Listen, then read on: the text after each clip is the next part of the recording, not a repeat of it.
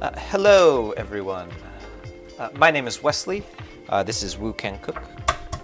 Today I'm making a Chinese soup that I've been eating since I was a really little kid. I think my mom used to make this when I was a baby. But I also used to eat it in a restaurant in San Francisco called Dragon House, which I believe no longer exists. But when I used to go there, it was in the San Francisco Richmond district, and it's a soup called Westlake Soup. So most Chinese folks probably know what Westlake Soup is. I think it's a pretty common Chinese soup. But if you're not familiar with it, it's essentially an egg drop soup with a couple of extra steps going on. So the main thing that makes it an egg drop soup is the use of egg whites that we add at the very end in wisps that we just literally drop into the soup, and that creates nice wisps of egg white. So if you're familiar with an egg drop soup, we do the same thing with egg drop soups. We're going to do the same thing in our Westlake soup tonight, but we're going to add a couple more things to it that you typically would not find in an egg drop soup, mainly a whole bunch of protein. Today I'm using crab meat, but I've more commonly seen it done with cod or ground beef. So if you have any questions for me, feel free to drop your questions in the comments. I don't know everything about Westlake soup or soups or Chinese cooking or anything, but I know lots of stuff, so hopefully I can be helpful or informative or at the very least entertaining to watch.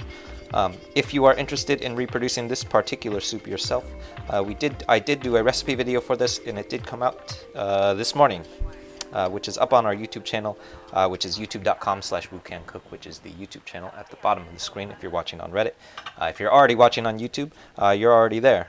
And if you pop over to the channel page itself, you will find the written recipe where I talked a lot slower and kind of walked through, no pun intended, all of the steps that we take to make this particular soup. Some of the choices that I made, the reasoning behind some of those choices, and kind of the flavor palette and profile that I was going for when I wrote this particular recipe. So if you're interested in cooking yourself and not just watching me cook stuff or just watching me cook more stuff and talk more, all that stuff always up on the YouTube channel, as with pretty much everything that we cook on stream. So if you are interested, I highly recommend hopping over to the YouTube channel and checking some of that content out.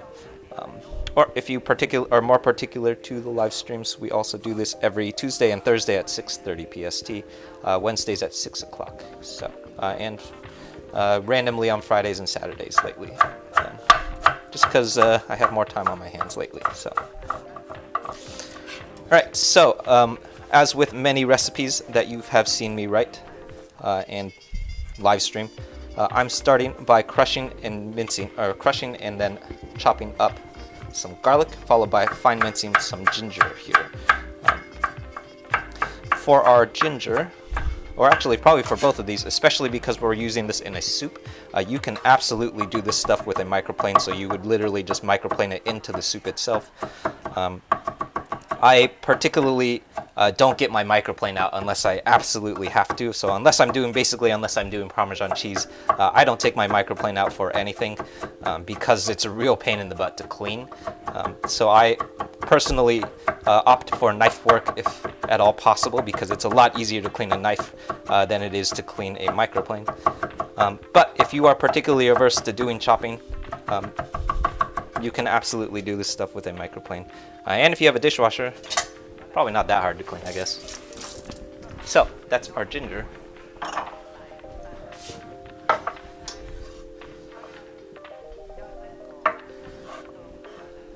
Right. Then, next I'm going to, probably the next thing we should do, because it takes a little while, is hydrate some shiitake mushrooms. So I finally got some fresh shiitake mushrooms. I happen to live in Chinatown, where there is a shop. It's basically a boutique shop filled with every kind of dried mushroom that you can possibly find. So the mushrooms that I'm using today, these are like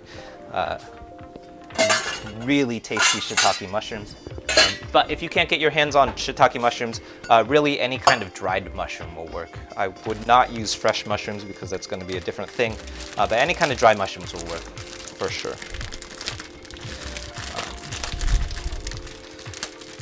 If you are able to, I would highly recommend hydrating these maybe 20 minutes before you're ready to cook, because it does take a little while to hydrate shiitake mushrooms. I think these will probably take a little less time because they're super thin shiitake mushrooms. But most of the time when you come across a shiitake mushroom, they're pretty thick, and that can be pretty time consuming. To wait around for.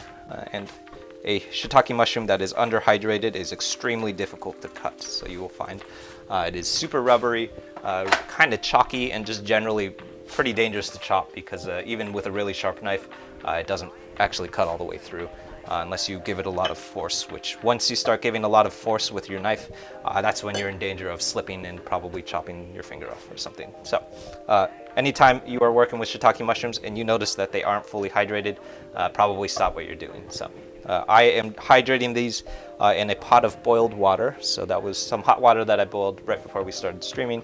And we're just gonna let this sit for, this will probably take about 5 minutes, and then we're gonna chop them up. Where are we? I am Taiwanese American. So my parents are from Taiwan. They immigrated here when they were, I think, 16 and 12 respectively. I think my dad was 12. My mom was 12 and my dad was 16. And then both of my parents grew up in San Francisco in the Richmond district, which is why I spent so much of my childhood in the Richmond district, although I personally grew up in Marin County. But my parents grew up in the Richmond district in San Francisco. And then we both lived, then we as a family moved to Novato, California, Marin County, when I was, I think, like 1 or 2. But a large part of my childhood was spent kind of like hanging out in the San Francisco Richmond district. So I personally always assumed or considered the San Francisco Richmond district to be the Chinatown, because that's where all of the Chinese stuff is. So that's where all the Chinese restaurants are. It's also like where all of my family's like friend doctors and stuff were. So it's where I like went to see my optometrist, and it's where I went to see like my acupuncturist, and like my pediatrician was out there. So all of these like, and all of those would be like family Chinese doctor friends, where you get Chinese like discounts and stuff. So as a kid, I always assumed that the San Francisco Richmond district was Chinatown, which it is actually not. Chinatown is in San Francisco is closer to North Beach, which is closer to the Italian district. So. But because of that, many of the recipes that I replicate come from restaurants that are based out of the San Francisco Richmond district. So the one that we're working on today is a Westlake Soup that's based off of a restaurant that's no longer there anymore. I think it closed back in like 2007 or something. But it was called Dragon House, and it was run by 2 old ladies that were just the sweetest old ladies. And we used to eat there like a couple times a month.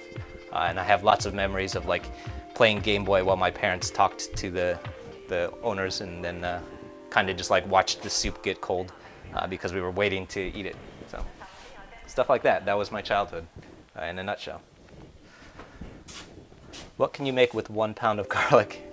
Oh, earthworms and garlic powder. If you have garlic powder, you could make pretty much anything, I'm being honest. All right. Let's see. Before we do anything else, though, the next thing I'm going to do is hop over to our stove. I'm going to go out of order a little bit, and I'm going to start boiling our stock. So quick note on beef stock. I guess we should talk about stock for a second. So if you have watched these streams before, you'll know that I use this brown stuff a lot. This is beef stock, and it's beef stock that I make myself. So if you don't have beef stock that you made yourself, you can also just use the plain old powdered stuff, which I use all the time. This is chicken bouillon powder. You can also buy beef bouillon powder, and bouillon powder comes in a powder, and it rehydrates in boiled water. So you just soak it, add hot water to it. So I think it's like 2 tablespoons to 2 per cup. So 2 tablespoons plus 2 cups of water equals 2 cups of chicken stock. So that stuff will work too. But when you work with fresh made stock, what happens is when you boil that stock, all of the cartilage from the bones that you're boiling comes out into your stock. So what you end up with is a much thicker and more like gelatinous stock, and it has a lot more thickness and like kind of adds the creaminess and qualities and starch, the qualities that we associate with like starchiness that you find in like Italian cooking a lot. So if you are not using homemade stock, I would say you do want to probably supplement this dish with a little bit more cornstarch in order to supplement the lack of cartilage and like gelatin that's coming in our stocks. So, but if you do have the opportunity to make your own stock, I highly recommend it. I will say one more side note before we move over to the stove. If you have seen me chopping stuff before, you'll see me sweeping stuff this way. And that's because the sink is right here, but I'm not actually throwing that stuff out. It's all going into this Ziploc bag. And this Ziploc bag is just filled with basically every scrap that I cut for probably the last month. And it all goes in the Ziploc bag, and then I throw it in the freezer. And when it's full, we boil it, and I throw like one or two beef bones that's also in my freezer. We throw all of that into a stock pot and boil that until you have a beef broth. So I describe it as this is literally garbage water, because what we're boiling is literally garbage. And it is probably the secret ingredient to at least 60% of everything that I cook. So if you have the opportunity to do so, I highly recommend making your own beef stock, because it is miles and miles ahead better than any bouillon or chicken bouillon, or better than bouillon, or like powdered stock, really any other stock that I have ever had. It's better, I promise. Okay, side note heading over to the stove. I have my stock pot. This is a cold stock pot. And we are going to start it with, this is going to be 4 cups of beef stock and 2 cups of water. So.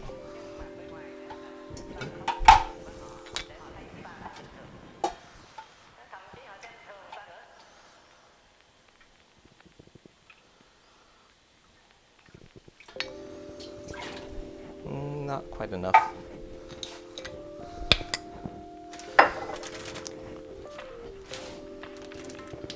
You subscribed on YouTube. That's awesome. Thank you for subscribing. Hamcharo did not show up. Hamcharo is the the hamster that's eating ramen that you will probably see at some point. He usually pops up anytime someone subscribes, but sometimes my alert box, my event box doesn't work, which is a real bummer. All right, so in this Ziploc bag, this is just more beef stock. I like to throw this stuff into a Ziploc bag, and then when you freeze it, you can freeze it flat, which makes it really easy to save space in your freezer box if you have a really small freezer like me. Did I grow up watching Yan Can Cook? Yes. If you are wondering where Woo Can Cook comes from, it comes from, it's an homage to a cooking show run by a guy named Martin Yan, who had a PBS show in the 90s called Yan Can Cook. And he was one of the chefs that I grew up watching. There were probably 3 chefs when I was growing up. One was Emerald Lagasse. The other 2 were Yan Can Cook, so Martin Yan, and then a guy named Ming Tsai, who ran a show also on PBS, I believe, called Simply Ming. Ming Tsai is still doing stuff. He does stuff with Kenji Lopez a lot, I saw. I don't know what Martin Yan is up to, though. I haven't heard from him in a long time, so real bummer. Hopefully he pops up, and hopefully he doesn't mind that I'm using his show title. I wasn't really expecting this to be such a thing when I got the Reddit handle. It was mostly just a drunk decision that happened spontaneously. So that's our beef stock. I'm going to set this to boil. We're going to boil this until it comes to a simmer, which is why I wanted to do it now, because that's probably going to take about 15 minutes. So I'm going to cover that, and I'm going to let that come to a boil. What else was I going to say? I forgot. Oh yes, that's what I was going to say. If you're using a bouillon or any kind of powdered stock, so if you're not using fresh beef stock, I would highly recommend adding or holding off on the water. So we used 4 cups of beef stock plus 2 cups of water. If you're using bouillon or any kind of powdered stock or anything that's not coming from a fresh stock, I would say use 6 cups of chicken bouillon stock or beef bouillon stock, and then just leave that water out. The reason that I'm adding water is because the beef stock that I made, and plus this is probably going to be true for most homemade stocks, is a little bit more concentrated and like thick than most bouillons and stocks that I've ever had. So I'm cutting it with a little bit of water, because I think if we don't cut it with water, it's going to be really, really thick and heavy. But if you're using just plain old stock or powdered stock, definitely leave that water out for sure. Oh, yeah, thanks. Yeah. I'm glad you stumbled across the stream. Hello to everyone just joining. I guess I should introduce myself more often. My name is Wesley. This is Woo Can Cook. Today we're cooking a Chinese soup called Westlake Soup. Westlake Soup, if you're not familiar, is a pretty popular Chinese soup. It's probably one of the, maybe the third most popular Chinese soup that I can think of after sweet and sour soup. And actually, I can't think of another soup. Oh, maybe like miso soup. That's a Japanese soup, though. But yeah, probably maybe the second most popular Chinese soup that I can think of after sweet and sour soup is Westlake Soup. If you're not familiar with it, Westlake Soup is essentially an egg drop soup with a couple of other ingredients that we're adding, mainly like a bunch of protein. So we're gonna throw in, today I'm working with crab, but I've also seen it done with cod and beef, ground beef. And then we're also gonna throw in some tofu too. So I like this soup. This is probably one of my favorite soups of all time, mainly because it's super hearty, but also mainly because I grew up eating it a lot, so there's lots of nostalgia involved with me eating Westlake Soup. So one of my favorite soups of all time. If you're particularly interested in learning more about how to replicate this soup, I highly recommend hopping over to the YouTube channel where some folks have already hopped over, and we are also live streaming over there, so you can also watch these live streams. I also announce what we're going to be cooking probably 24 hours in advance, maybe sometimes even more time in advance. So if you want to follow along and maybe even cook the things that I'm cooking along with me, we can cook stuff together. That's super fun too. Some folks on YouTube like to do that, so it's always super fun. All of that stuff always lives on the YouTube channel. We released the recipe video for this Westlake Soup earlier this morning. That came out, I think, maybe 5-6 hours ago. And that kind of takes a little bit more time and walks through a lot of the like decision making that went behind how I wrote this recipe, like where all of these like elements come from, why I used certain elements and why I left certain elements out, kind of how we developed like the flavor profile that came to be the version of this Westlake Soup that we're cooking today. So lots of content like that. We also are doing a lot of like Chinese American stuff and like exploring Chinese American food a lot, which has been super fun. We've been working our way through the Panda Express menu, and I know lots of folks have watched this stream before, especially the folks on Reddit, so you probably heard me say this, but we're slowly cooking our way through basically the entire Panda Express menu, and kind of learning a lot more about like where Chinese American food comes from, why Chinese American food looks the way that it looks, and why Chinese American food is not really Chinese food anymore. It's just American food. Like, you know, General Tso's chicken is not Chinese food. That's really just American food. It's just fried chicken. And why it looks that way. Why is it so sweet? Why is it so flavorful? Why are all of the sauces amped up to 100? And then sort of taking a look at like how those things are designed, and like doing my best shot at replicating those recipes like the original recipe, and then taking another shot at seeing what it looks like if we leave out some of those American elements and like kind of recreate what like the Panda Express General Tso's chicken looks like, but leaving out like all of the sugar and all of the heavy American elements, and adding back a lot of the traditional Chinese elements, and kind of seeing what it looks like without all of those American qualities. So content like that all up on my YouTube channel if you're interested. That's at youtube.com/woocancook. If you're watching on YouTube already, you're already there, and you probably should have a link to the recipe video. It should be on the stream, I think. If you're watching on Reddit, it's the YouTube link at the very bottom of the screen. So that's all coming out over on YouTube. All right, so next I'm going to move on to finishing our chopping. I'm going to chop up, this is soft tofu. If you are familiar with tofu, you will know, at least in America, tofu is divided in, generally you will see tofu divided in America into 3 different like categories. You usually see something along the lines of firm or like hard. Sometimes you will even see like a medium hard or extra firm.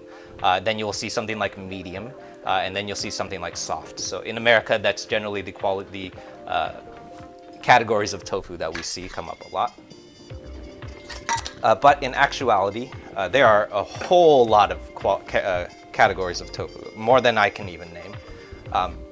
And a lot of it has to do with the way that the soy is bound together. So what we're working with today is soft tofu, and I think it is actually silk tofu. I didn't look very closely. But silk tofu is called silk tofu not because it's soft and silky, but because of the way that it's bound together. And most frequently, when you see silk tofu, it's also soft tofu. But you can actually find yourself some firm tofu. All we really care about today is that we're working with a very, very soft tofu. So this is, I believe, extra soft silk tofu. I don't really get too invested in various different kinds of silk tofu, but it's super interesting because there are a whole bunch of categories of tofu that most folks probably don't even know about, because in America we really only see probably 3 or 4 different categories of tofu, which is funny because Americans love tofu. So, all right. So for my tofu, I'm not even going to bother straining this stuff because it's just going straight into our stock pot. So I'm just going to set it aside. Normally when you see me stir fry tofu, you will probably have seen me throw this into a strainer first, and then we shake all of that liquid out. That's because we don't want any of that liquid going into our wok. In this case, since we're just going to throw it into a stock pot, it really doesn't matter. What we do want to be careful of is that silk or soft tofu is very, very delicate. So if you are too aggressive with it in any way, it will start crumbling. So don't shake it. Don't be too aggressive with it. Just be very, very gentle with this tofu. Otherwise, you're going to end up with like crumbled bits of tofu, which is not what we're after. Lots of folks ask me about, like, isn't tofu essentially just like bland and flavorless, which is absolutely true. But the quality, I feel like the secret behind cooking with tofu is that everyone needs to stop treating tofu like it's a meat substitute, because it's not a meat substitute. It's just tofu, and tofu by definition does not taste like anything. It's just empty protein. So usually in Chinese food, you see tofu come up a lot in various different elements, but you will never see tofu like marinated or seared in any way that you oftentimes will see in like vegetarian or vegan recipes where they're trying to create tofu that tastes or like somehow is replicating the taste of beef or pork. But the problem, so I have a lot of gripes with those vegetarian recipes that are treating tofu that kind of taste like meat, because tofu will never taste like meat. But the way that we treat it in Chinese food, you will see Chinese food use tofu a lot. And the reason that it's used in Chinese food so much is because it's a great element to throw at the very, very end. So if we're not trying to impart any flavor, really what we're just going to do is add it at the very, very end, and it's going to be a thing that sits on the very, very top. So that's going to be a quality of soft tofu that you will find a lot, because soft tofu can't really be handled in any way because it's so delicate. So when you use soft tofu, almost every time, so you probably see me do this if you watch the mapo tofu recipe videos or streams, that we add that tofu to our mapo tofu. That's even in a wok cook, we add it at the very end. So it's the last thing that we do, and it's only in the wok for maybe 30 seconds. And that's because if it's in the wok any longer than that and we're shaking the wok, you're going to start crumbling that tofu. So don't try and impart any flavor. It's not going to taste like anything. So stop trying to make tofu taste like something. Have you ever tried making tofu from scratch? No, I have seen some folks try it. I've watched, I know Emmy makes, the YouTube channel Emmy makes, or I think that's still the name of her channel. Her name is Emmy, and she's a Japanese-American woman, I think. She made some tofu, and it looked really hard, and also it looked like maybe it wasn't worth it. So I haven't tried, but if someone out there has an inkling to ask me to do it, I might dip my toes in it, but it's I feel like you're not going to get very much out of tofu. All right, so for the protein elements, so I normally, the recipe that we did that came out this morning uses ground meat. So I think in the original recipe that I published this morning, we used 80/20 beef chuck, and that's because the version that I was replicating, the version from Dragon House in San Francisco, uses beef, ground beef. Today I'm using crab, mostly just because I have crab and I want to eat this crab, but also because you will frequently see Westlake Soup use various different kinds of meat elements. So you can also find it with ground pork, pretty much any kind of ground mince. I've seen it done with cod a lot. Really any kind of fish that like a soft shell fish is really great. Today I have some fresh crab, and I'm going to use it because I really like crab, and I don't know what else to do with this crab, so I'm going to use crab. I asked my mom about it, and she said that I think the Dragon House recipe has both cod and ground beef, which I don't remember that being the case, but that's what she said. So, all right. So for the marinade of our crab, I just threw in, that was 4 tablespoons of soy sauce, 2 tablespoons of sesame oil, 2 tablespoons of rice vinegar, and this is going to be 2 tablespoons of Shaoxing wine. Shaoxing wine, if you're not familiar, is a Chinese cooking wine. And if you can't find Shaoxing wine is essentially just dry cooking sherry. So if you can, I'm pretty sure dry cooking sherry is a little bit more readily available. So if you can't find Shaoxing wine, you can totally substitute it with dry cooking sherry, and it's basically the same thing. If you can't find either of those things, I would say the next best thing, in my opinion, is either more rice vinegar or white wine, I would say. But neither of those are really the same thing, though, I'd say. All right. And the last element that I'm going to add is a pinch of white pepper. That was maybe a teaspoon of white pepper. Eyeballing it a little bit. And then we're going to toss this to combine. And we're going to let this marinate for a little while. If we were really committed, we would probably let this marinate for at least an hour, maybe even 2 hours. I'm not going to do that because I don't want to, and I'm hungry. But if you really want to, that's probably the minimum amount of time that you want to marinate. This is at least 15 minutes. So we're going to let this go for at least 15 minutes.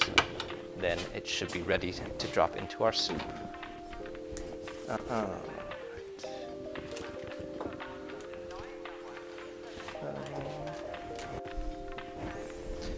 Okay, so the next thing that I'm going to do is our eggs. So we don't want whole eggs. I believe an egg drop soup, I'm not actually positive about this, but I'm pretty sure that egg drop soup does not just have egg white. I'm pretty sure it's an entire egg.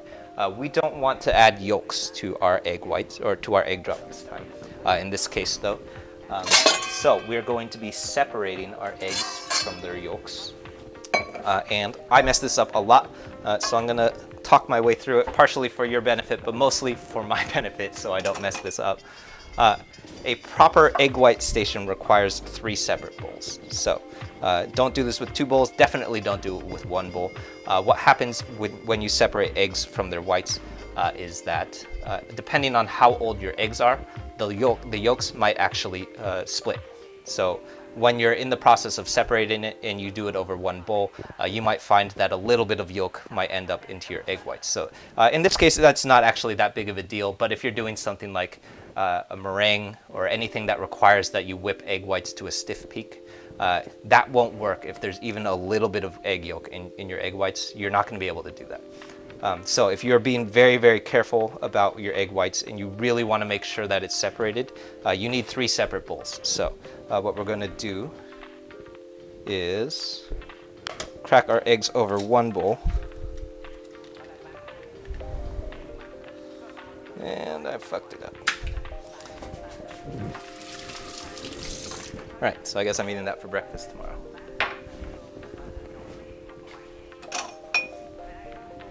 Try that again.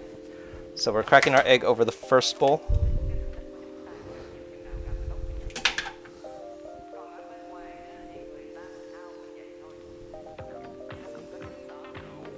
Then I'm dropping my yolks into the second bowl, and then we're putting our egg whites in the third bowl.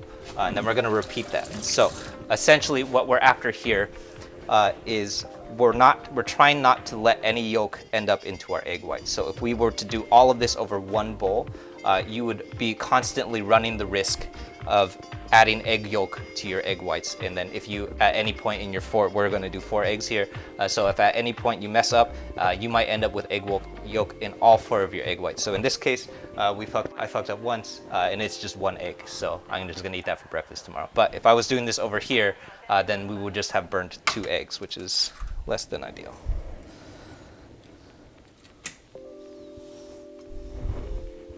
Same thing. Nah. These are old eggs. That's why they're. So this is the quality of old eggs. So when your eggs are fresher, this doesn't happen as much.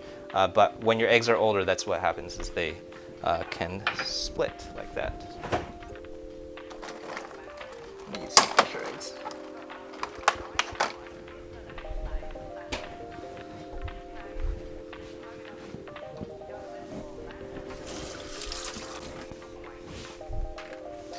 right. Much better. These are fresher eggs, so they are not splitting as much.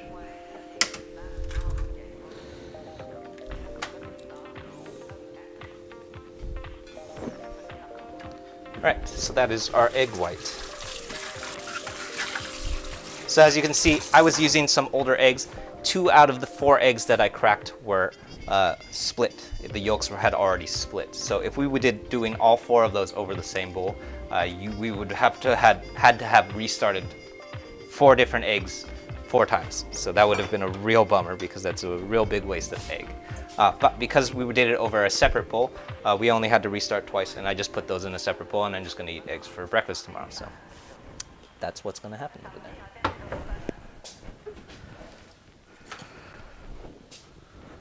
Okay, so for our egg whites, I'm going to whip these into pretty good whip. We don't need these to be like super whipped. We're not looking for peaks or anything. So we're not going for a huge amount of air. We're really just making sure that these are incorporated so that when we drop them into the soup, they break into wisps. So this is a similar thing that we do with egg drop soups. I can't remember if egg drop soup has yolk in it or not. But we're going to add this to our boiling soup while it is at a rolling boil. And the heat of the soup is going to cook the eggs. Cool. All right. What's next?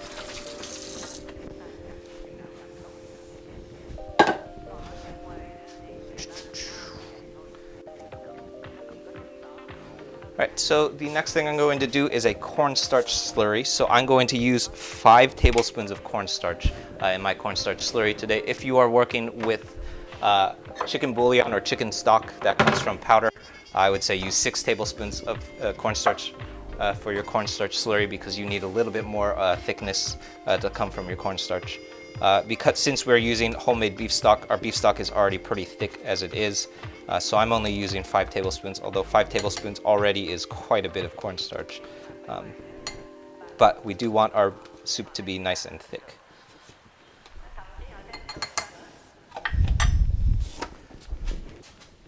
And for a cornstarch slurry, if you've watched these streams before or even are at all familiar with Chinese cooking, you'll have seen a cornstarch slurry come up very, very frequently.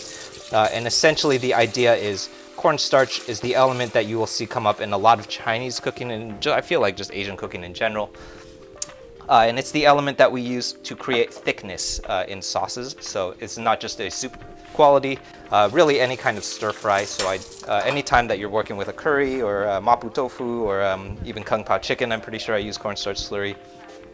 And essentially what we're doing is dissolving our cornstarch into a liquid form, and that's to make sure that our cornstarch doesn't clump up with anything. So I have learned the hard way that cornstarch will literally clump up with anything that's not liquid. So if you're using a sauce that contains honey or anything that's a miso paste, gochujang, anything that's syrupy, anything that has a protein element. So if your soup, if we were to even just throw this straight into the soup, that cornstarch has a high potential to clump up with what's already in there. So I have done this a bunch of times and tried to be lazy about it a bunch of times.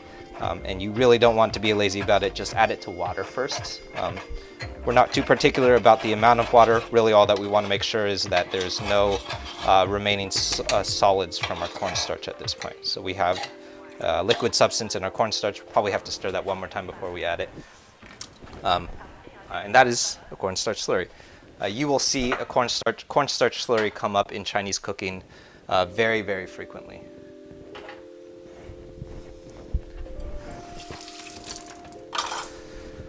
Okay, the very last thing that we're going to do before we head over to the stove is chop up some cilantro, not parsley, cilantro. I think in the recipe video that I did, I took off the stems. That's mainly because I don't like the stems of cilantro, but the stems of cilantro are totally edible, so you don't have to take the stuff off. Or if you're allergic to cilantro,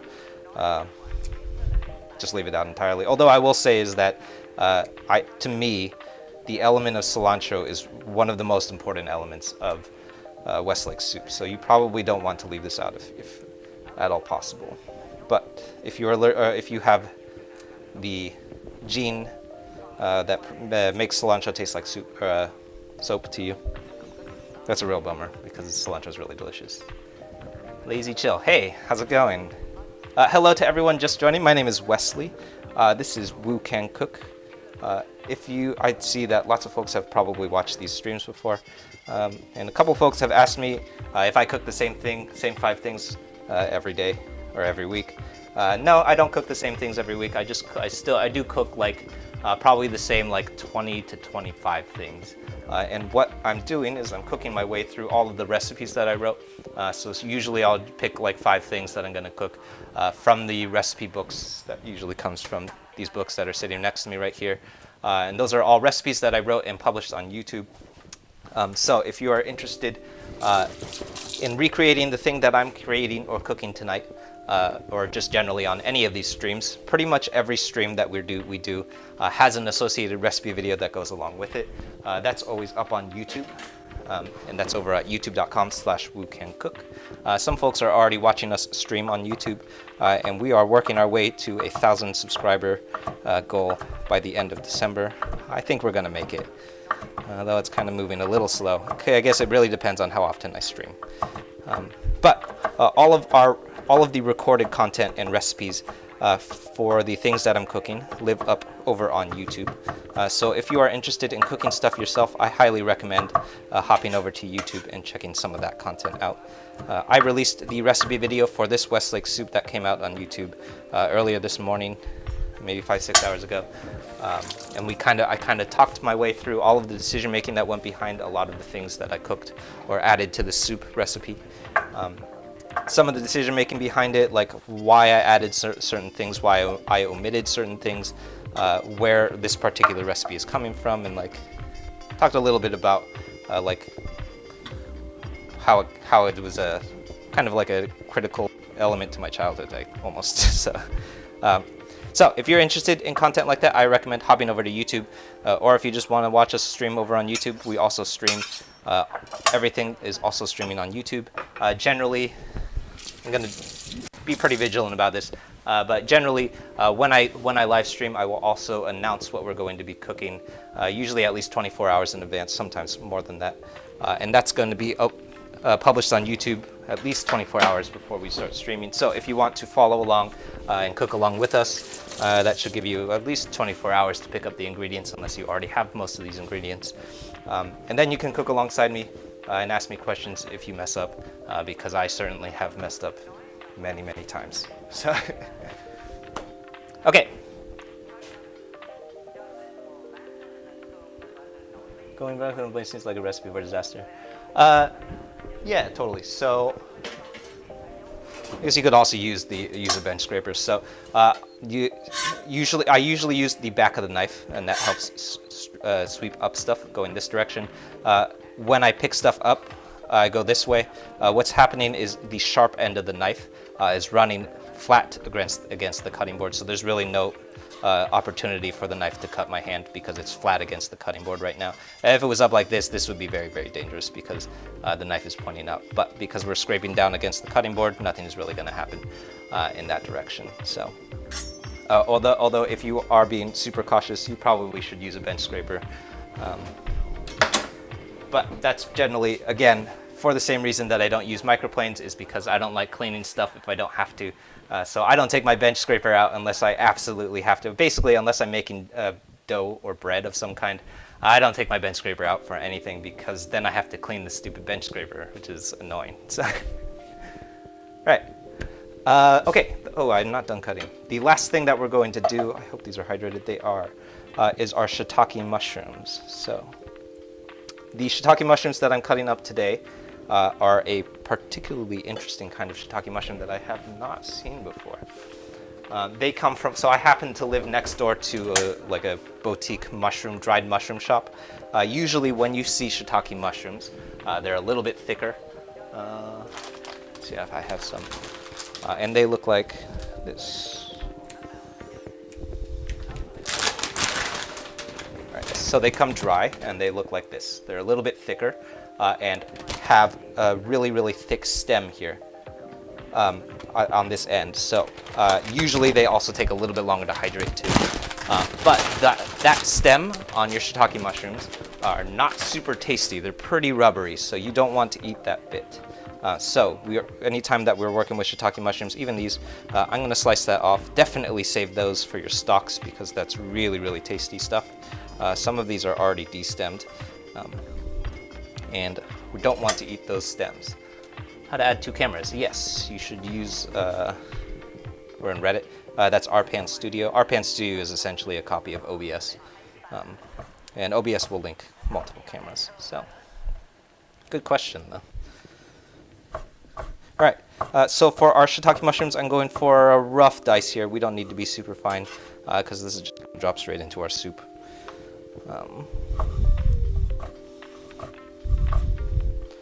I mentioned this earlier too, but an underhydrated shiitake mushroom is super difficult to cut. So before you pull these out of your bowl, you do want to make sure that they are fully hydrated because they're kind of rubbery and difficult to chop otherwise. And even with a super sharp knife, I've found that an underhydrated, so a partially dehydrated mushroom, so a shiitake mushroom that's still partially dehydrated, is super difficult to cut and requires a lot of like pushing and like effort and force. And generally with chopping, if you find yourself exerting too much force and effort with your knife, that's a recipe for cutting a finger off or slipping and cutting your hand really bad. So make sure that your shiitake mushrooms are fully hydrated before you start cutting them, otherwise really dangerous to cut.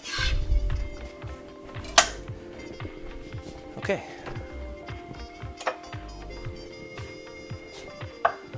What are we cooking? Yeah, hello to everyone just joining. My name is Wesley. This is Wok Cooking. Today we're cooking a Westlake Soup, which is a Chinese soup. If you're not familiar, I think Westlake Soup is probably the second or third most popular type of Chinese soups, although I can't think of a second one right now. Probably the most popular type of Chinese soup is sweet and sour soup. Sweet and spicy and sour? What is it? I'm pretty sure like sweet and sour soup. But Westlake Soup, in my opinion, is probably the second most popular Chinese soup, and Westlake Soup is essentially an egg drop soup with a bunch of other stuff added on top of it. I did a recipe video for this particular Westlake Soup. It's roughly based off of a recipe or a Westlake Soup that came from a restaurant in San Francisco called Dragon House. Dragon House I don't think exists anymore. I'm pretty sure it closed in 2007 or so. Wonton soup, thank you. That's a more popular soup. I don't know why I couldn't think of a second soup. Yeah, probably I would say maybe the third most popular soup in Chinese food is probably Westlake Soup, or at least like every Chinese person that I've talked to knows what Westlake Soup is.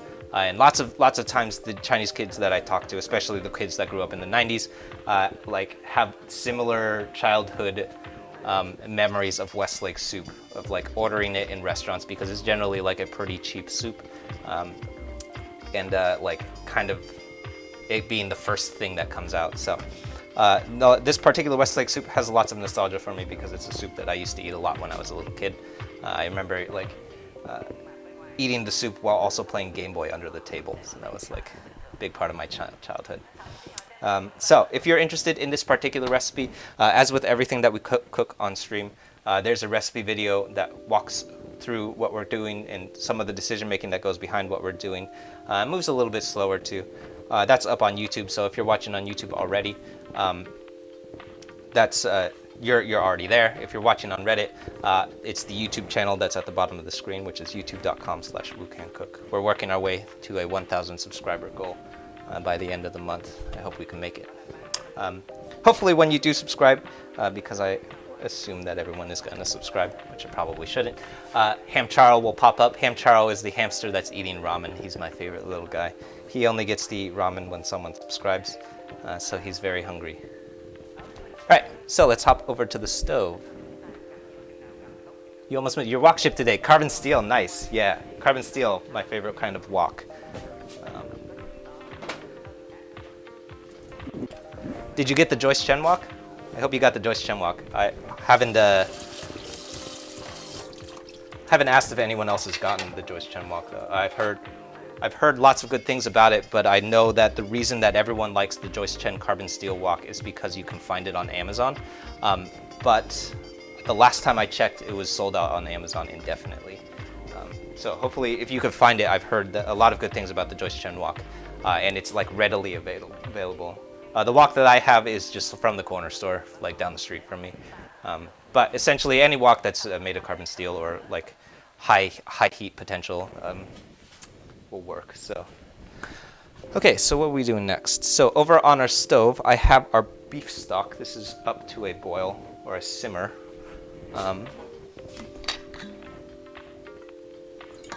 And I'm going to start. What am I adding first? Yes, I'm going to add my meats first. So in the recipe video that we published on YouTube earlier this morning, we did this with ground beef. Ground beef requires a little bit more heat to cook through. This crab, I'm pretty sure that this crab is pre-cooked already, so I'm pretty sure it's steamed crab. It came from a can. But especially if you are using ground beef, you want to add this stuff very, very slowly, like little by little, and that's just to make sure that none of this really clumps together, so that we can get an even cook on our meats. So, in this case, our crab is kind of already broken down a little bit, although I am still being pretty careful to add this in small bits. And what's going to happen is the heat of the soup is going to cook our crab for us. So less important since we're using crab today, because crab will cook a lot faster. But if we were working with ground beef, this would be a really important step, because we don't want to just drop a whole clump of ground beef into our soup, because it's going to end up, you're going to have like basically a hamburger patty in your soup, which is not what we're after here.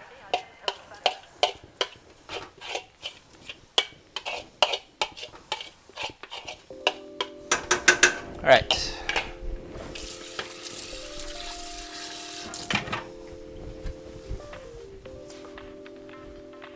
Joyce Chen, nice, yeah. Glad you found it. Did you find it on Amazon? Because I kept looking on Amazon and I couldn't. A couple people have asked me where to find it, and the only place I found it was like a third-party website, which kind of looked legit. But I know that the reason that most people recommend it is because you can find it on Amazon. Okay. So, as soon as we add our ground meat to the pot, you will notice that your pot stops sizzling. That's because we just added a bunch of cold stuff to a hot pot of water, so we just lost a whole bunch of heat. So we're going to let the heat of our stock pot come back up to temperature. That might take another minute or two. We just want to make sure that we're not adding anything to a medium boil. We want to make sure that when we add elements, that we're still adding it to a hot pot of stock.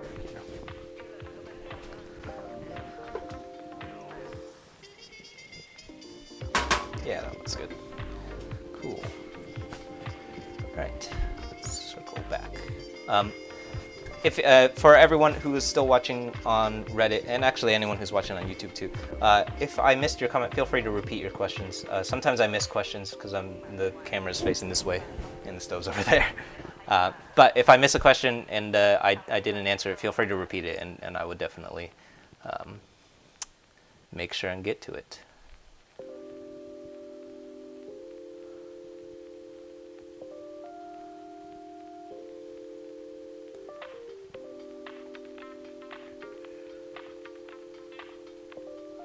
Cool.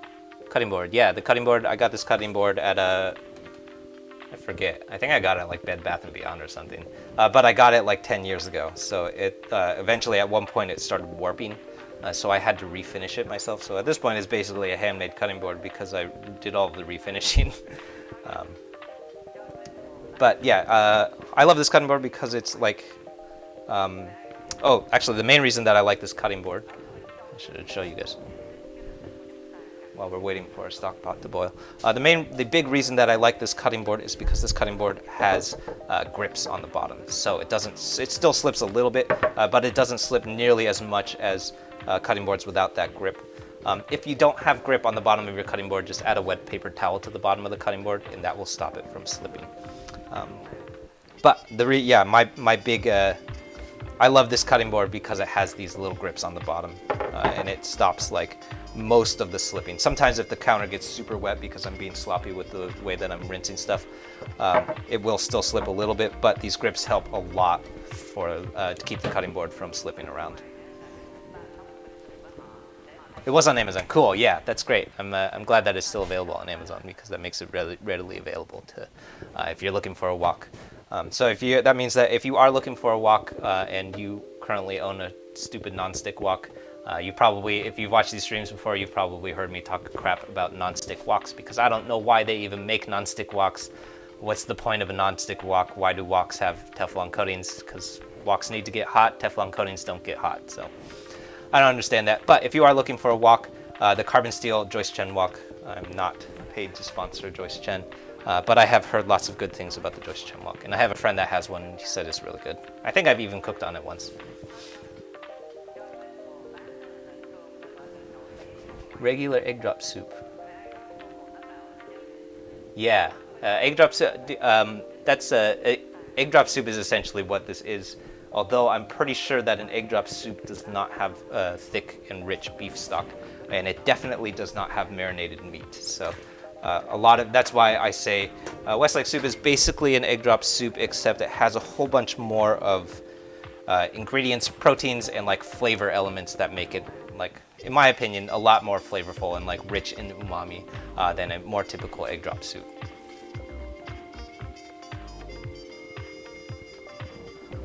You have a non-stick, yeah. So really quick, since this is coming up to a boil.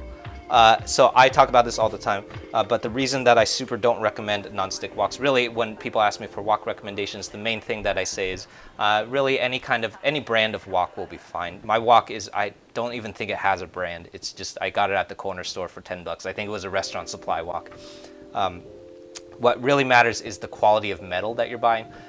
So the qualities of non-stick Teflon, which is what we buy, like when you buy a non-stick Teflon like skillet, so you fry eggs in those, is non-stick Teflon does not get super hot. It has a low heat point, so those pans will stop at a certain point. No matter how high your fire is, they won't get hot past a certain point.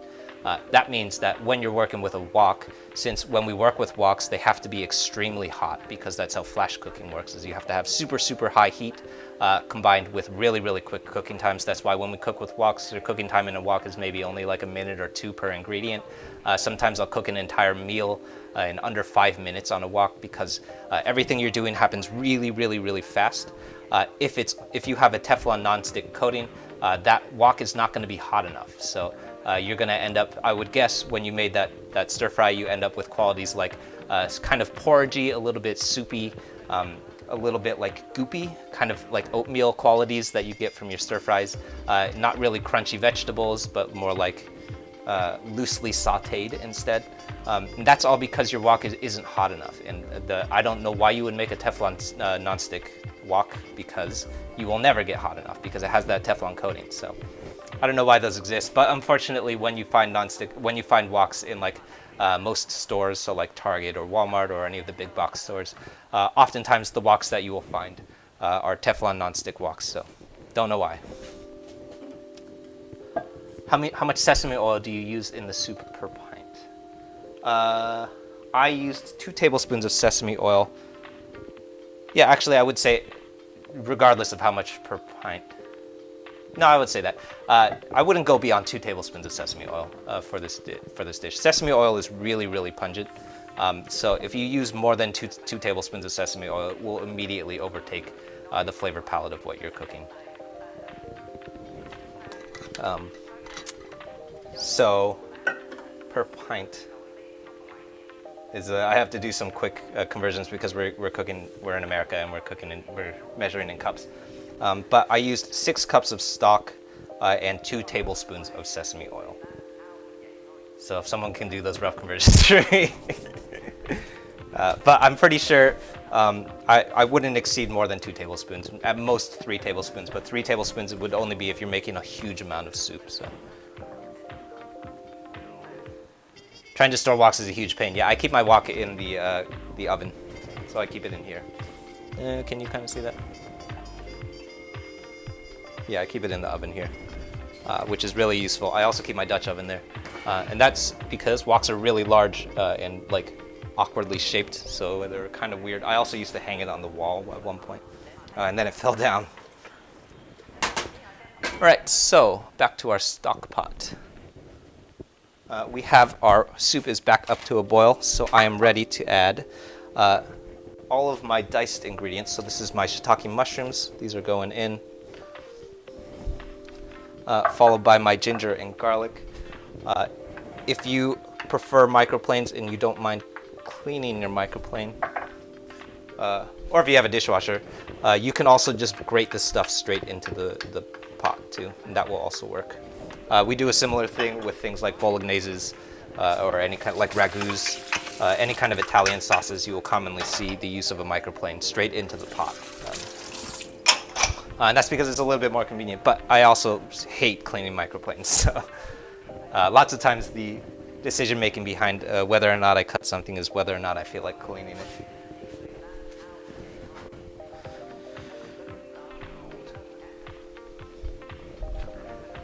Cool. So we're gonna let this simmer for 5 to 10 minutes. This is probably the stage where the longer that you let it simmer, the more tasty that it will be. So if you're really committed, you could start this in the morning and let this simmer for a couple of hours, and it would be super tasty. I'm only gonna let it simmer for about 15 minutes, maybe a little bit less than that even.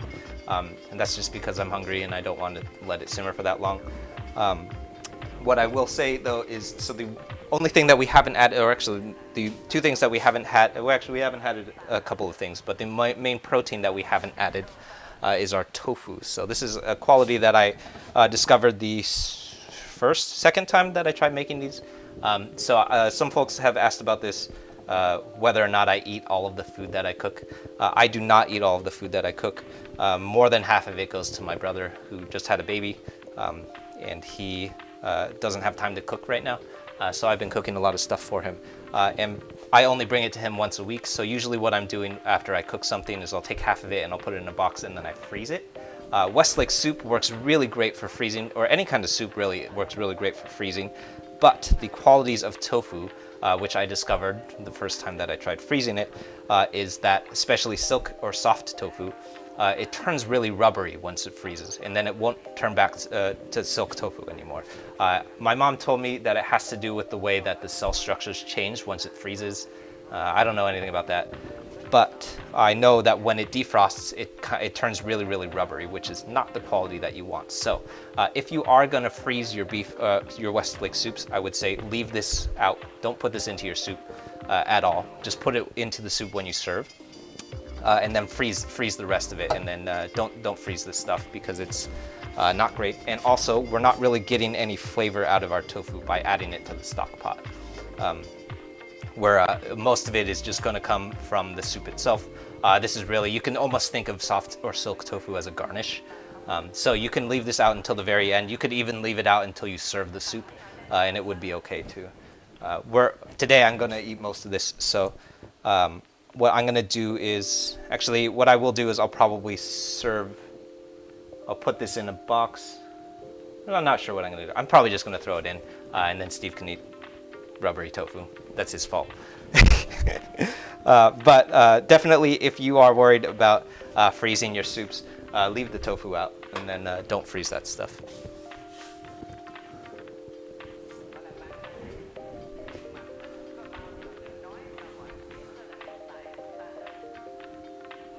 Yeah, don't have most population cook on lower temps. Yeah, so you could definitely do this soup on an induction top because there's no real danger of low heat. But lots of folks ask me about wok cooking on an induction top, which I know is definitely possible. I recently tried and failed really hard. I tried making a fried rice. I think I was staying in an Airbnb and they only had nonstick skillets. So I was using a nonstick skillet on an induction top, making a fried rice that was already like very in the danger zone of being mushy, and it did not go well. But I know that it is definitely possible. I don't know how to do it. So I have always had gas ranges myself. So, but lots of folks ask me about wok cooking on an induction top, and I know that it's definitely possible.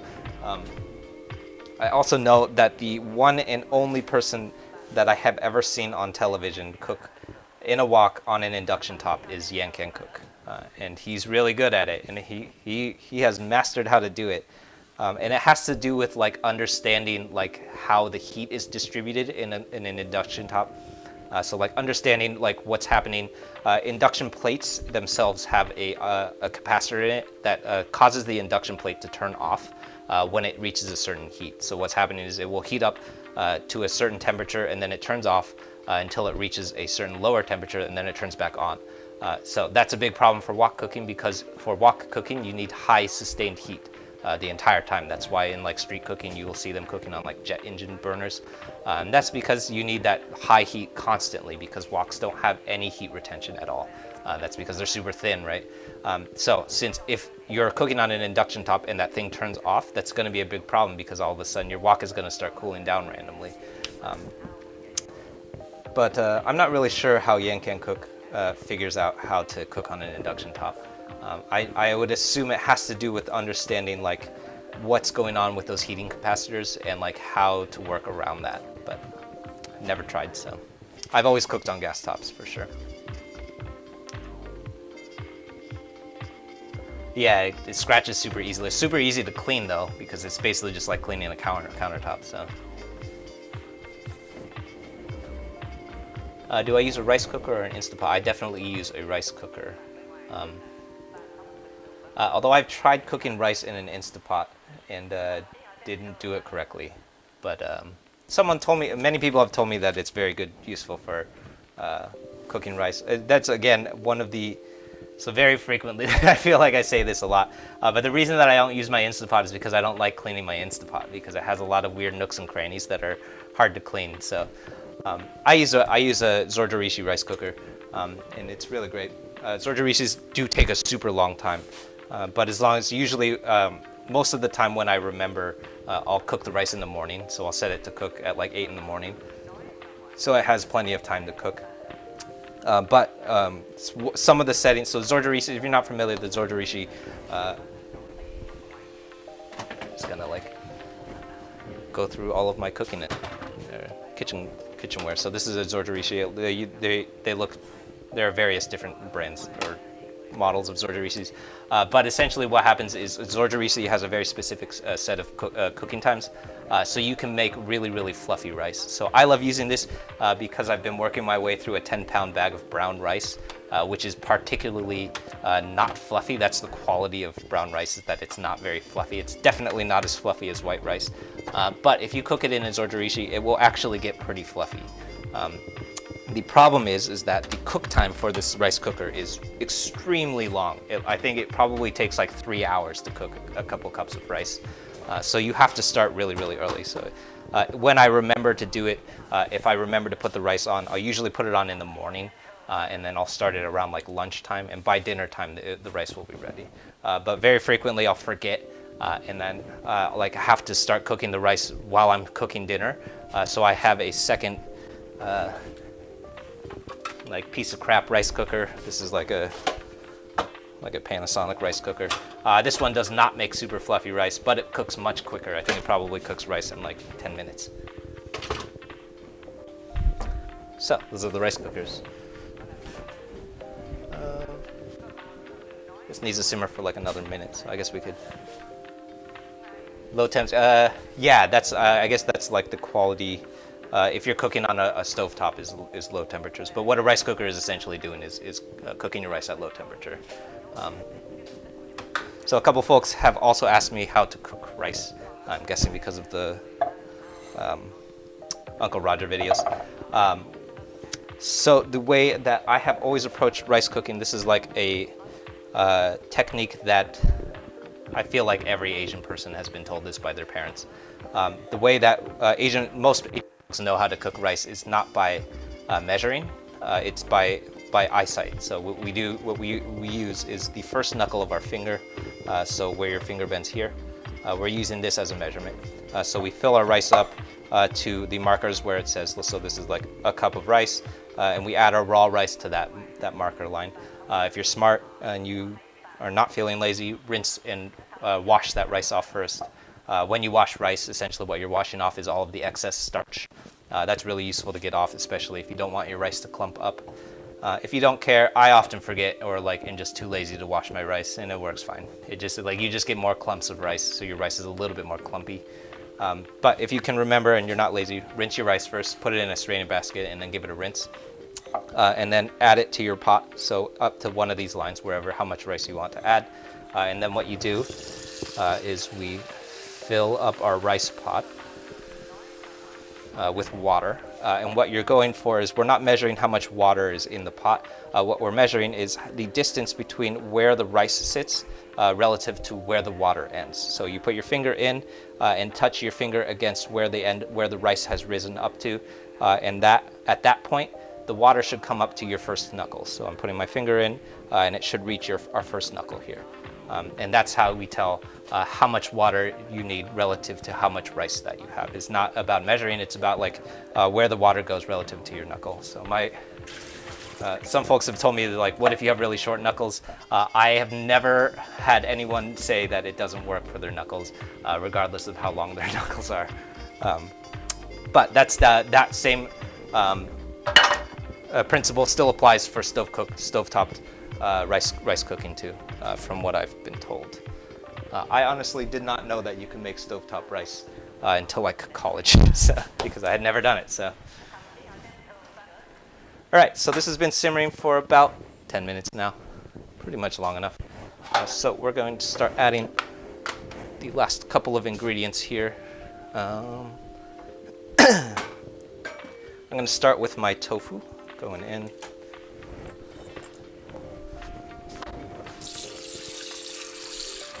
I'm going to add a little bit more water since we have reduced our soup quite a bit, and it's looking a little bit thicker than I'd like it to be. As your soup simmers, the moisture from the soup is going to continue to reduce. So the longer that it simmers, the more likely that you're going to have to add some water back to it. That's okay. It's not going to dilute or anything. Essentially, what we're replacing is all of the liquid that's dissipating into the air. So.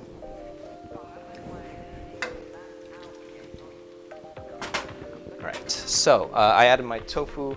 And then I'm going to add my eggs next. I'm going to whisk these up one more time.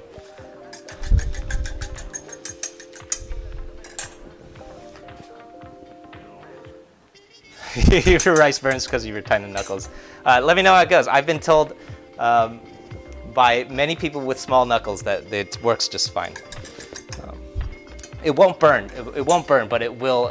If you don't have enough water, it won't burn. It will just your rice will be kind of undercooked. That's all. It's slightly undercooked. All right, so I'm adding my egg whites in. So this is the same process that we do with an egg drop soup. Is we're going to add this very slowly while also agitating the soup or stirring the soup. And what happens is, while we're stirring, those egg whites are going to start cooking in the heat of the the beef broth, because egg whites cook under very delicate heat. And since we're adding it very little by little, we get these nice wisps of egg whites. And that is the quality that we associate with egg drop soup. So I'm being careful to keep my soup in motion here.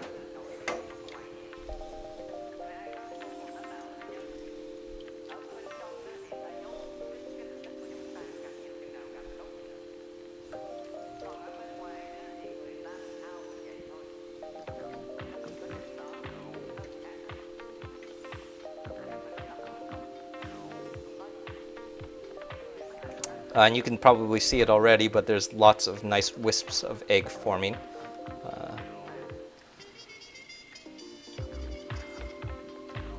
So we just continue to add this very gradually and make sure that the soup is still in motion.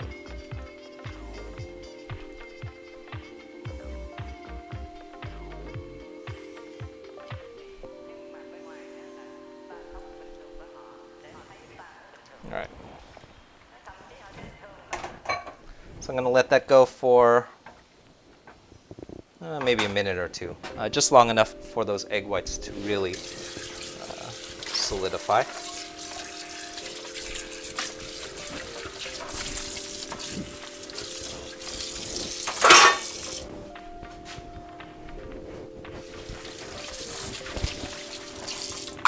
So if you're expecting to have leftovers, you should only add the tofu. Yeah, so if you're expecting to have those leftovers, well, it really depends. So if you're expecting to have the leftovers, and you want to freeze it, which I would definitely recommend, if you don't plan on finishing the soup within like maybe a week, then you should totally freeze your Westlake soups. And if you are planning on freezing it, leave that tofu out and then add it on the table when you're ready to serve, or add it when you're ready to defrost the soup at the very least. But soups, pretty much all soups in general, freeze really well because they're just made from liquids, right? So when you freeze a soup, you could put it in a Tupperware box, throw it in the freezer, and then when you're ready to eat it, pull it back out, and it will basically still be fresh because it's just liquid. So it's just a block of ice. So this is unlike the problems that we run into when we freeze pretty much anything else. So when you freeze like noodles, for example, they probably get a little bit stale and kind of like crunchy and rubbery.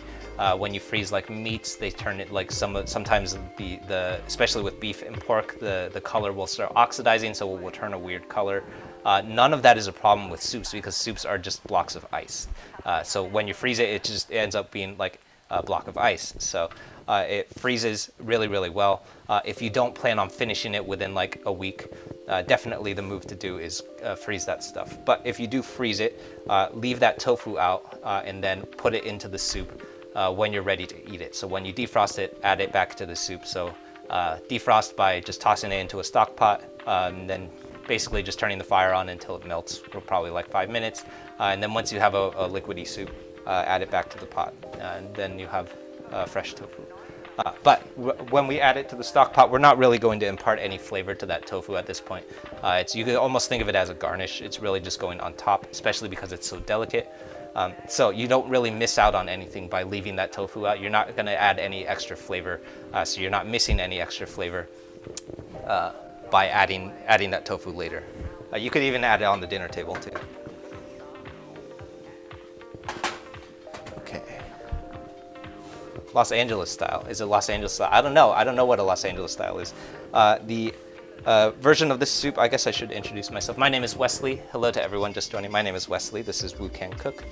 Today we're making a Westlake soup.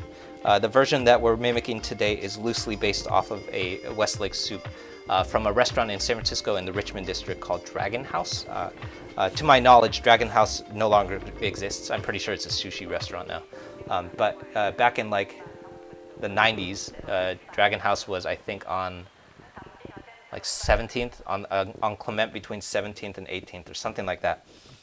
And it was a restaurant that I used to eat at like probably a couple times a month because we were good. My family was good friends with the owners. So this was the soup that we would order pretty much every meal. And it would be the first thing that we ate before eating anything else because it kind of came out first. So I have lots of memories of eating this soup while playing Game Boy, playing like Pokemon on my Game Boy. So this is like big nostalgia vibes for me is this Westlake soup. So is it Los Angeles style? I don't know, probably not.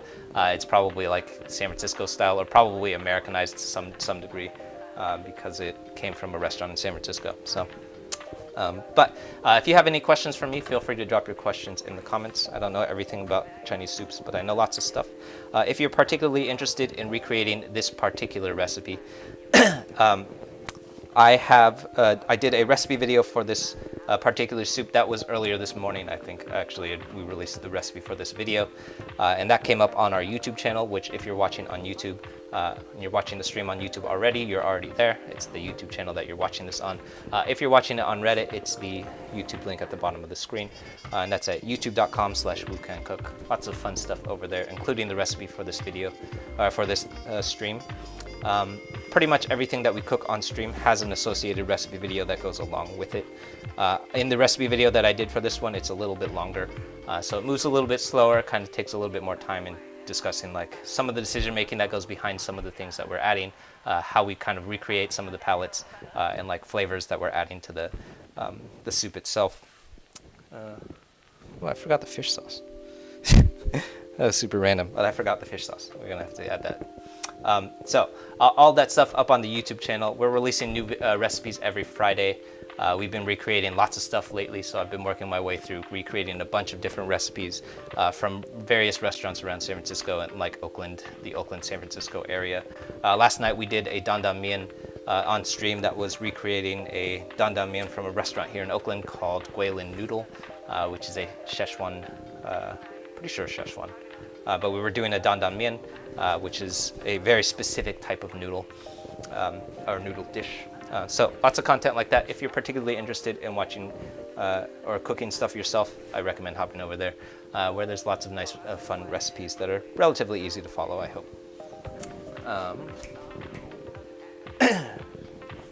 Yes, okay. We are working our way to a 1,000 YouTube subscriber goal by the end of the month. I'm pretty sure we're gonna hit it, but it's gonna take some time. All right, so back over, oh no, we should be on the stove. Over on the stove, there is 2 ingredients that we have not added yet. One of which is our cornstarch slurry. So I'm gonna add this cornstarch slurry to our soup. You will find that the quality of cornstarch is that when it's not in motion, it will eventually solidify because it's basically just a powder. So the same thing that happens with flour. So anytime that you do a cornstarch slurry, give this stuff a stir before you do anything else. And that's to make sure that you don't have solid clumps of cornstarch in your cornstarch slurry. Now we're ready to head over to the stove, and we're adding this to our soup. And that's going to be the element that really creates a lot of thickness and creaminess to your soup. It reminds me, lots of times I think of the use of cornstarch and cornstarch slurry to the way that we use pasta water in Italian cooking. So oftentimes you will see the use of pasta water to create like thick and creamy sauces in like things like carbonara. The way that I think about the use of cornstarch in Chinese or like general Asian cooking is very, very similar. So we're using it to create thickness. So you'll notice, you can kind of tell, kind of not, that the soup gets a little bit thicker and a little bit creamier. Right, so the very last thing that we have to add is our cilantro.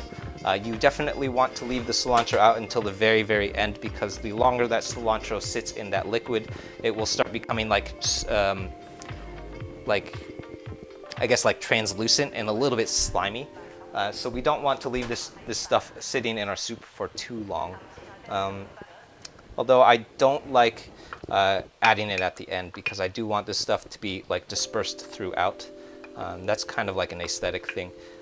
But definitely the green bits of cilantro is a iconic quality of Westlake Soup.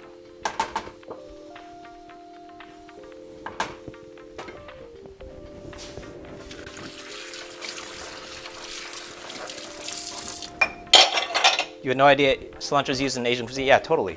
Especially in like Thai cuisine. So like pad Thai, big use, big on cilantro. Definitely like garnishes.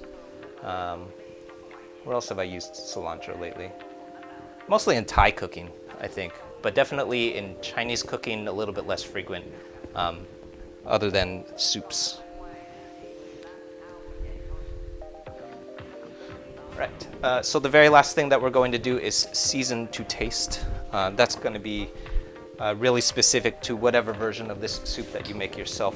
The main thing that I'm going to add here is fish sauce, because I meant to add it with our marinade and then I forgot. But you will also have noticed that I did not add any salt at this point either. That's really intentional.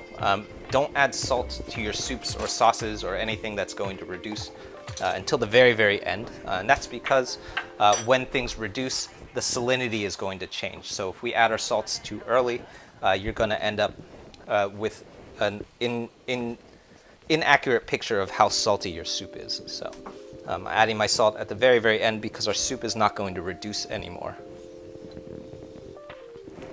All right, then I'm going to add, this is going to be 2 tablespoons of fish sauce.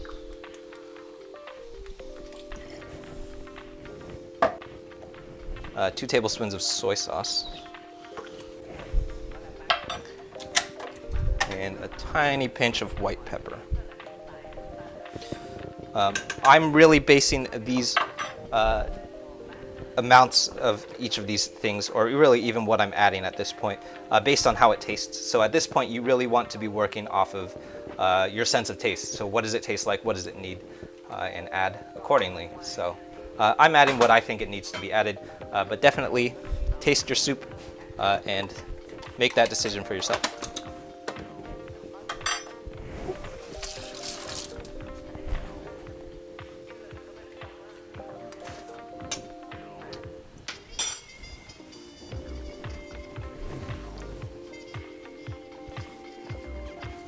Yeah, a little bit more salt and a little bit more fish sauce.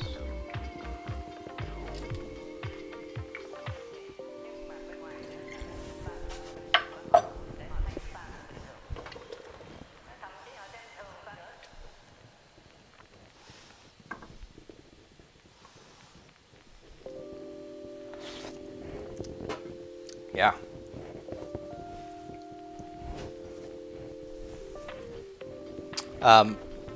So just based on how this tastes, I know that it would probably benefit from a little bit longer of a stew time. So if we had let our soup cook for maybe another like hour, it would have been benefit quite a bit. I think it'll be just fine.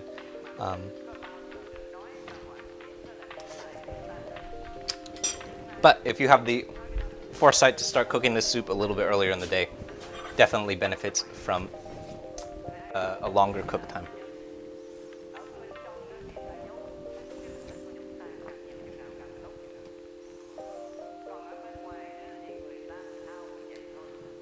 Okay, I think we're ready to eat.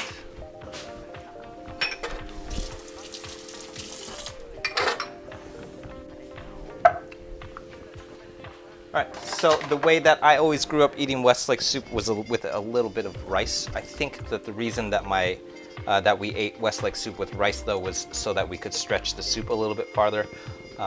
So if you are, I'm pretty sure that it's not a super traditional decision to add rice to Westlake soup. I'm pretty sure that was just a thing that we did to stretch the soup.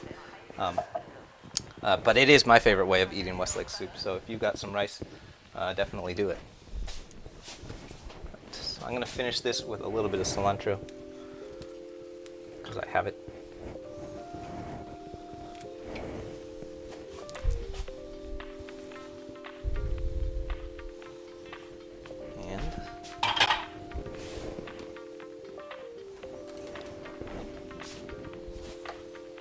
Should do it.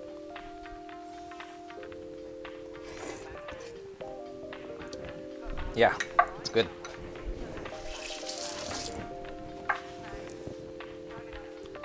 So that's my Westlake soup. Definitely a big element of this soup requires that you know how to taste to season. So if you are learning a little bit more about cooking and like how to season to taste and like understanding how to make decisions based off of, don't just blindly follow a recipe, make your decisions on how you cook based on the way that it tastes, based on the way that it smells.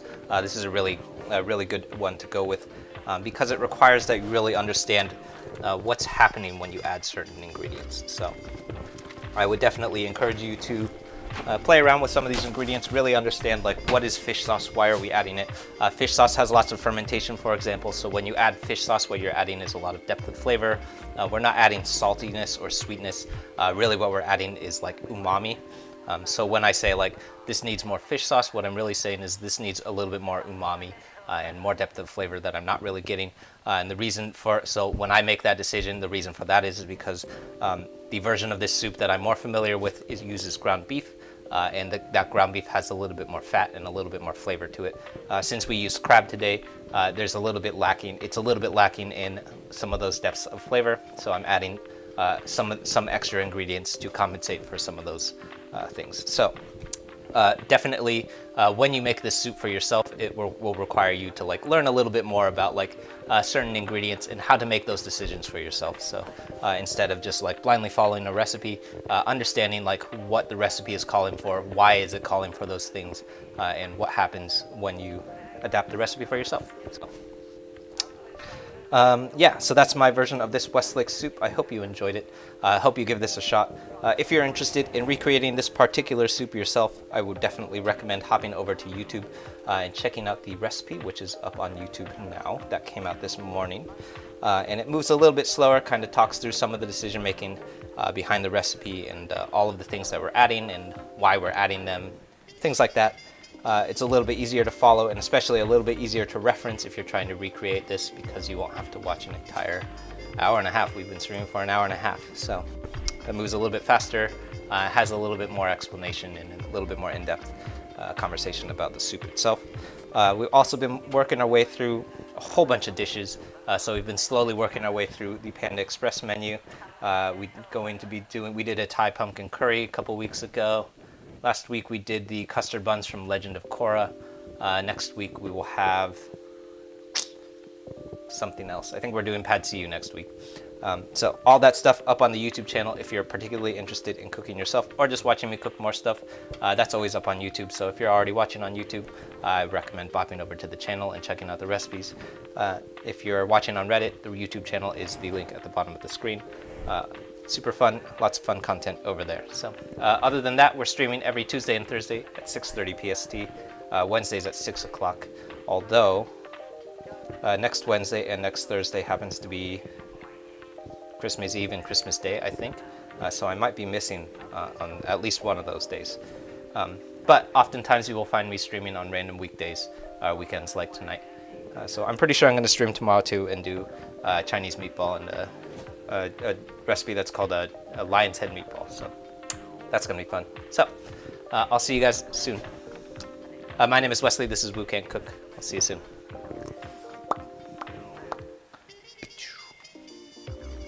Oh, if you have any questions, feel free to repeat your questions in the comments. I oftentimes miss questions because I'm not looking because the stove is in behind me and the camera's this direction. So if I missed your question, feel free to repeat it. I will also do my best to circle back and answer everyone's questions if I did miss it too, in a written chat or something. So, all right, bye everyone.